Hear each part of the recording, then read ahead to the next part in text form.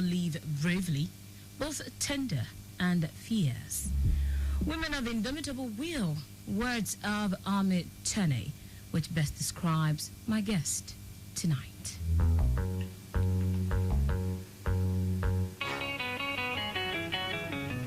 Good evening, Lagos, Nigeria. Welcome to Women on Wheels here on Lagos Traffic Radio 96.1 FM.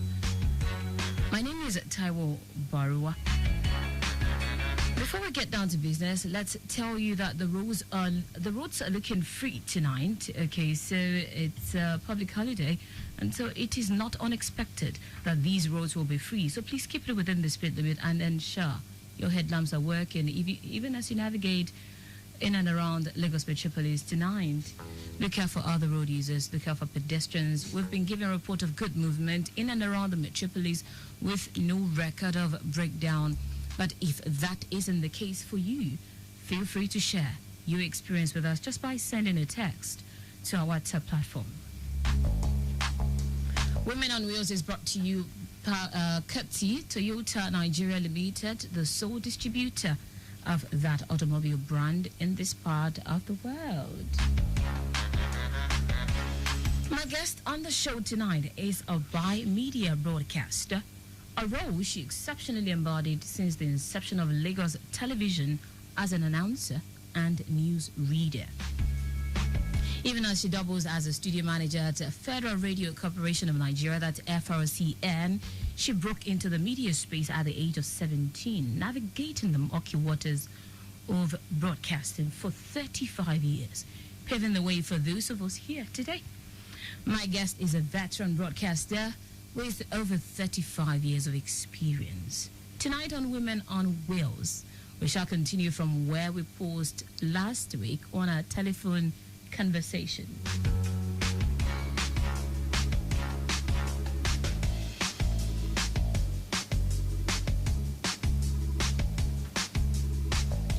Of course, you will be. I'm sure you're wondering right now, okay, so what is Taiwo up to tonight? Okay, so my guest is very much with me in the house tonight, and I am certainly not going to let the cat out of the bag yet.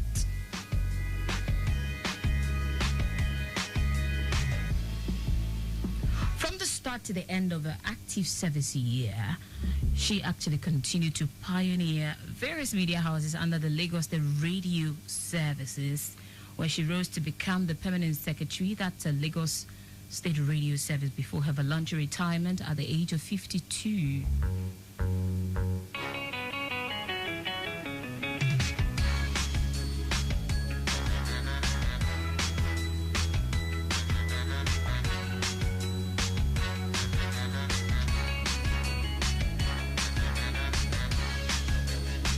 For the sake of those who didn't get to listen to the show last week, let me just help you a bit.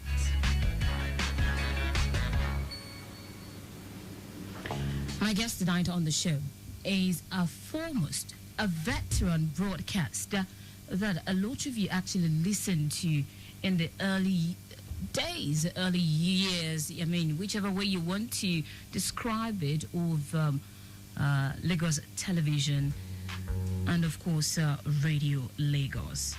Like I said earlier, she actually paved the way for some of us in the industry right now.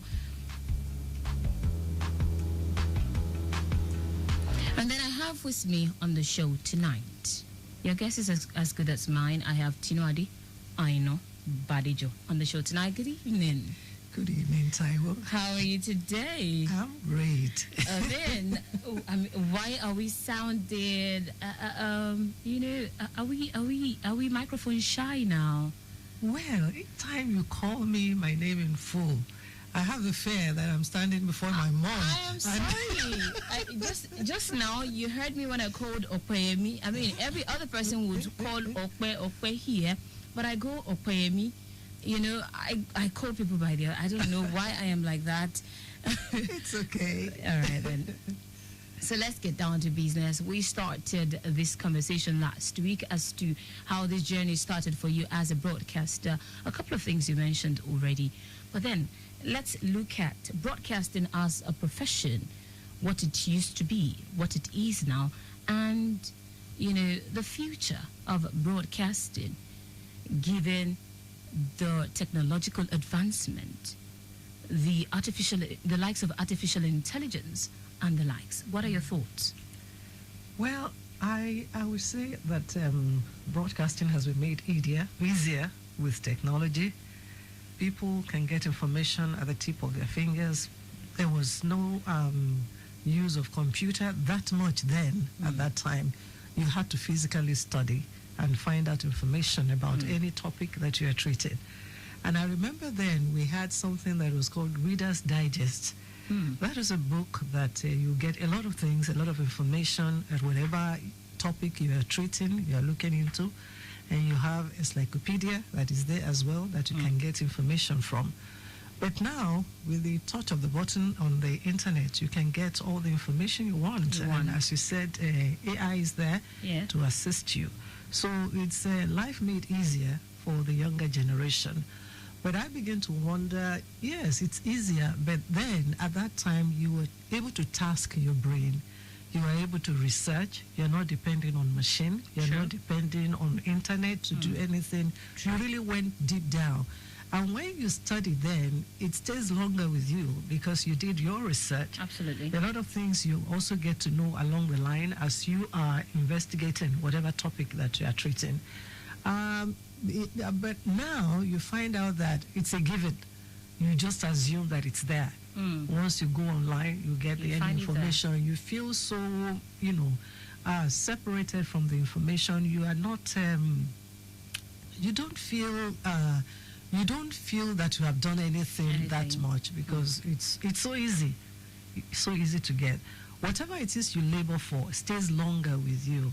Whatever it is you worked for, whatever it is you researched for, it stays longer in your memory because of the effort that you put in to get it done. But then the argument might come up that you've saved time with the generation right now. Yes. A lot of time has been saved. You can always go back and punch the machine is there, so that is it. But then let's look at it this way. I was listening to the news, or I was surfing the internet a couple of days ago, and then I figured out that with education system now, a lot of courses are being abolished. And should we panic over a course like mass communication being abolished? Because I saw something online about a media house being AI powered. Should we panic? I don't think we should, because I know there's a country in Europe that is going back. Is it Sweden or which country? Said it's going back to the basics. Using tablet in classrooms. Students are no longer allowed to bring books. You don't need You don't need a biro. You don't need a pencil. All you needed was a tablet. All you needed was to have a computer there, and you get the information. They said children are getting disentangled from their teachers. There is no personal touch in learning or teaching anymore. It's so formal, it's so cold, it's so, the human element is out of it. And I know that the Ministry of Education of that country is deliberately going back to the basics and saying, we're going back to the way it used to be. We don't want children that are so distant, they're so, there's no emotion attached to it at all, because they felt that, the machine is there, you can depend on the machine. You are totally separating them from the emotional aspect of learning. Teachers are getting lazier as well, There's no connection with the students. And I don't think machine or AI could be a threat to broadcasting. People will always need information, and the personal aspect will always come in. Yes, you can use AI, you can get across to different continents, but then when you're looking at broadcasting, you are in your immediate environment, you are dealing with the culture, you are dealing with the tradition, you are dealing with the people of that environment that is not so general. You can do, your signals can go all over the world, people can get it. But then, you that is presenting, you are dealing with your immediate environment. I guess that is why you are given a bandwidth to play with, a radio station. NBC gives you the band that you are going to be operating from. You are limited to certain specific space. the distance that your signal can travel. Sure. And if you go beyond that, the land, the space that you have been given, you might probably be penalized because of that. I remember that in the days when we were operating, you always get the rod of the NBC when you go beyond, the radius that has been given the station to operate. So you see, when you're within that radius, you're looking at the totality of that environment, the people, the culture, the tradition of that people. You incorporate into the information you are giving out. The same information you give in Nigeria, there might be a different way of presenting it in UK, in America, in Russia, in Asia, and so on, because you are looking at the demography of the place that you are passing the information. So that's why I said AI might not really take over. The human aspect of it still has to come in. That has to come in, that you cannot, digress yourself from. You cannot say, we can divorce ourselves from all these things. Then why are you a broadcaster at the end of the day? People want to feel, they want to feel intimate with the information. They feel personal. It is personal to them. Sure. This information you are given, it is given to me because I'm a Nigerian. It is given to me in Lagos State because I belong to Lagos State. It has to incorporate something to do with my ethnicity in Lagos State. That's why you find out that Radio Lagos at the inception, you found out that the purpose then was that you be able to reach the different ethnic groups in Lagos State. Not just English. Radio Nigeria could do English for everybody. I think all we were doing in Radio Nigeria then was Yoruba, Igbo, Hausa, and English. And then you find out that there are over 200 other ethnic groups that are all over. Who is taking care of them? That was when they were able to break down to state radio stations then came up, where Radio Lagos came up at there and then. And then you find out that in Lagos State, even some in Lagos State didn't know much about the Ogu people from Badagry. They didn't know about the Aworis from Badagry. There was no special interest in the Jebus. It is just the same single Lagos Yoruba that, people knew about. Until suddenly all these other languages and ethnicity came into play. And people got to know, and you find the joke on the streets of Lagos, Jack on the door. That was when we started reading English in Ogu language on Radio Lagos, that kind of thing. All right, Lagos, I am sure you're wondering who is taking us to the classroom tonight. If you're just joining the show, this is Women on Wheels. My guest is none other than Tinu Aina-Badejo, the former permanent secretary, Lagos State Radio Service, and she's very much with me in the studio tonight. If we're to go on with her career and the broadcasting, we're never going to end this conversation. So let's now look at the women-oriented concerns. This is Women on Wheels, and the show is expected to address the issues concerning women. Let's look at some of the challenges women encounter in broadcasting. As a broadcaster, we know across board that HR in the first place, if you want to hire someone in a media house, considering the nature of the job, there's a particular word we use for it now.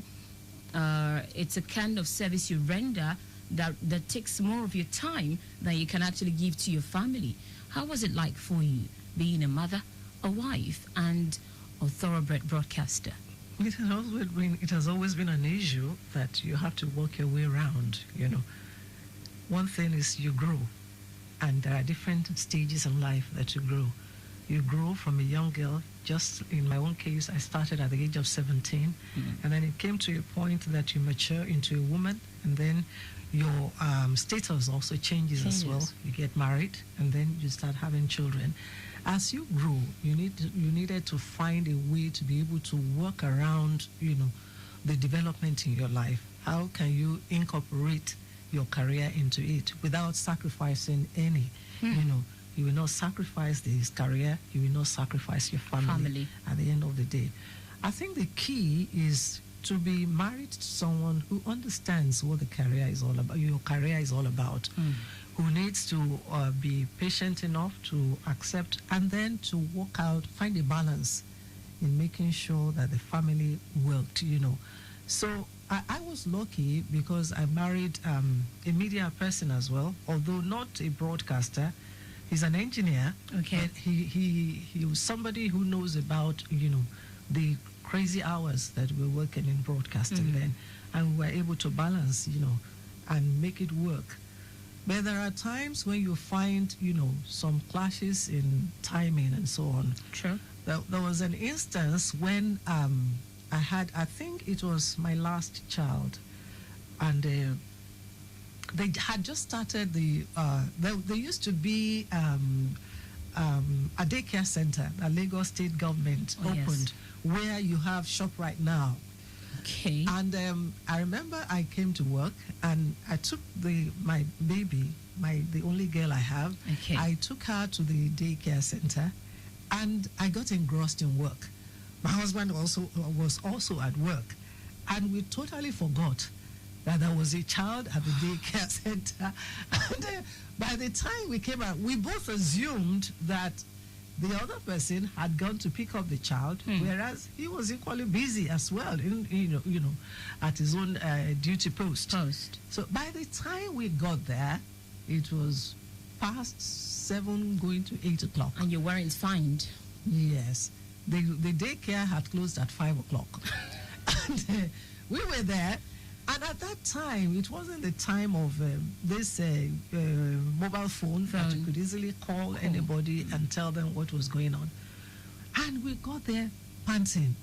And we saw the nanny. She was crying. Oh, wow. The baby was crying. Wow. Both of them it was a pathetic situation that I felt like flogging myself at the end of the day. Okay. Eventually, we were able to pick up the child past 8 o'clock at night, past bedtime for the child. And everybody was just crying, because it was such a sorry state that, how did we get to this? How did we, but then it's one-off. It's not something that happens so often.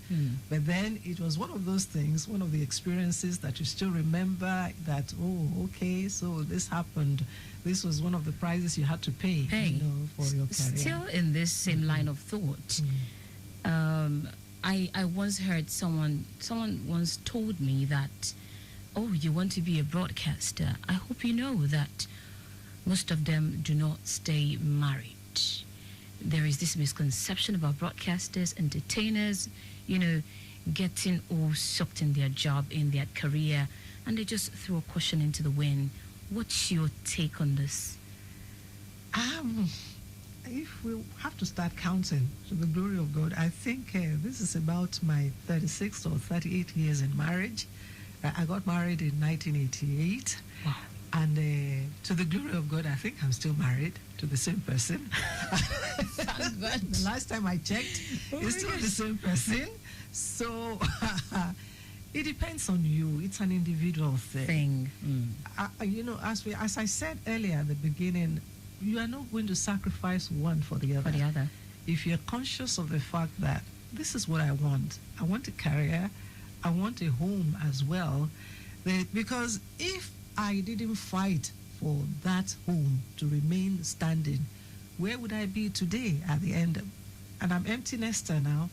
My last child is over 30 years old.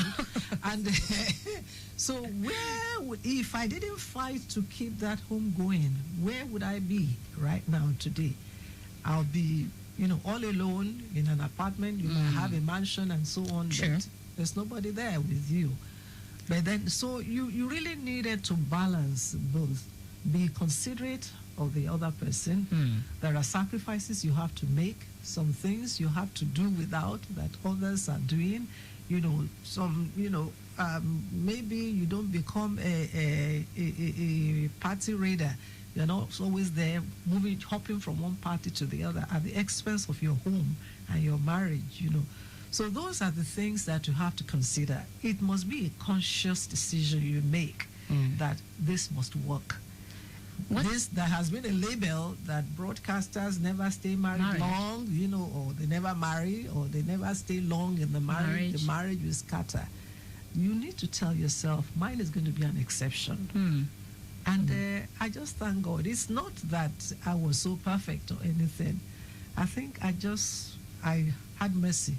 God showed me mercy. I made it work for me. Thank God for mercy. Thank God so what do you make of women getting to the peak of your career and then get intoxicated by power? That's the same thing as well. If you're not conscious of who you are, if you're not humble enough to know that power is transient, you can have it today, it can be taken away from you. Today, yes, while I was working, I was up there at the top of the career. I had everything at the snap of my finger. You had about 3 or 4 official cars, you had drivers, you had this, you had that. But you have to know that there comes a time when all this will be taken away and you are back to the basics. You are back to who you are. You might not be able to cope at that time because you have a false, image of yourself or who you are. That when you now lose that office that had propped you up, that gave you that influence or whatever it is, you find out that some people might not be able to cope. You begin to have some mental issues that will come in. People, you feel, why is this happening to me? Why, and then at all costs you want to do everything to remain there. Do anything, you begin to bend to some rules, you begin to bow to some powers and so on because you want to remain there. There comes a time, some people are coming behind you that are going into that office that will take over. It's not a permanent thing. Power, as I said, is transient. That comes a time when it's either because you've reached the age where you should statutorily have to leave the office, or because age is also telling on you as well that, you cannot hold it together again, either because physically or emotionally or, whatever it is. But then the mental aspect of it, that is up to you. Are you still able to, service your mentality? Are you still able to put to practice what you are doing together? Because that's another thing. The moment you retire from an office and you feel that all is gone, there are two sides to it. Either you have a false notion of who you are, you believe that you are still there, or you find something else to do that is relevant to what you were doing before, so that you are totally not alienated from what you had been used to. So it might not be in the same dose, the frequency you are doing it before might not be the same that you're doing, because right now, even up till now, I still read news on radio. I still read news twice a week. I remember, 2 or 3 CEOs down the line when I left, and they came to my house and said, okay, would you still come back and read news for us at least once or twice a week? Keep it up so that the younger ones can learn from you. I said, okay, why not? But they said, choose your time.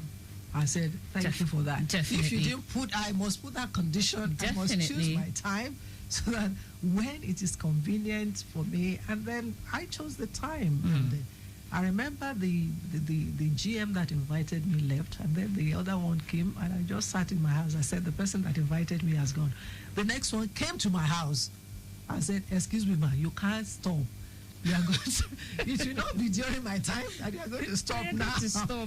You have to come again. I said, my God. Okay, here I was again. And then the one that is there, I stopped again when they appointed another GM. And then that one also said, you can't stop.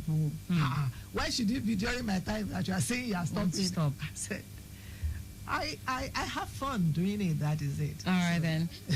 Moving on now, do you think women in this part of the world, Nigeria is a patriarchal society, whether we agree or not? Yes, things are fast changing from where we're coming from and where we are today. The clamor for gender equality, gender inclusion, and all of that, especially in Lagos, we're seeing the rapid change. But then as women ourselves, aside the other gender now trying to accommodate us, and we use the word accommodate us, Are we doing enough to develop ourselves in a minute? If you're using Lagos, I'll say yes.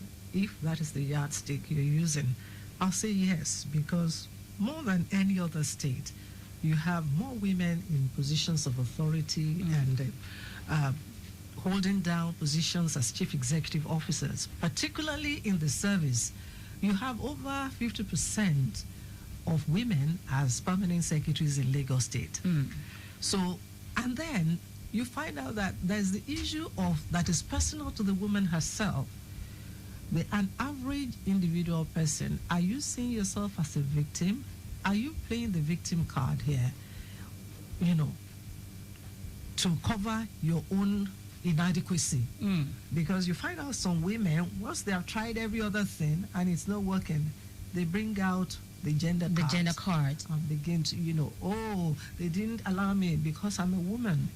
I don't think Lagos, Lagos has given enough room for women, opportunity for women to thrive, to be whatever they want to be. But the moment you begin to play the gender card on your own, it's so it will not work in Lagos. This gender card brings me to my next question. Why do we always have the women wing to each association out there? I mean, you would hear, the Police Wives Association. You would hear the Nigerian Union of Journalists, NAWJ. You would hear women this. You would hardly hear the men wing. Are we intimidated? I think at a point in time they felt that they were not well represented in those unions, those associations and so on. They felt that there was no equal representation, that they needed to have a voice. So they had to present a platform whereby the issues of women could be treated. But now, gradually, as we're having development, you find out that by itself, these things will begin to whittle out, because when they find out that there's really not much difference, in having the women wing and the men wing, because more women, as I said, are taking over. They are coming in, they are rising. So there's no need for you to have different section for different gender. Are you saying that a female engineer is inferior to a male engineer? Let's begin to take this home, Tinu Aina-Badejo. What would be your advice to women out there, even as we continue to drive the gender balance thing out there? I think you should believe in yourself. I think everyone should have the can-do attitude. I can do it. If the men can do it, why can I not do it? Why should anybody, pull me down and tell me because I'm a weaker vessel, so to speak, I can't do it? There is that expectation in society. She will soon get tired now. Before you know it, she'll start shedding tears. No. If you are able to tell yourself, if the man can do it, I can do it also. We both went to school. We both have the same training. Why can I not do it? All right, then we'll leave it at that. I must say a very big thank you to you for coming on the show. You have been listening to the voice of Tinu Aina-Badejo, a veteran broadcaster.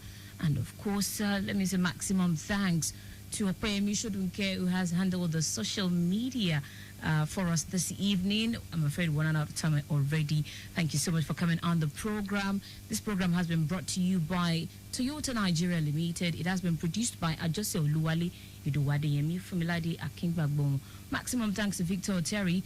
Our executive producer is Taiwo. I remain Taiwo Baruwa. The program makes a return next week, Tuesday at 7:30. Join us again. Thank you, Taiwo, for having me. Thank you. In a city that never sleeps, in traffic that never slows.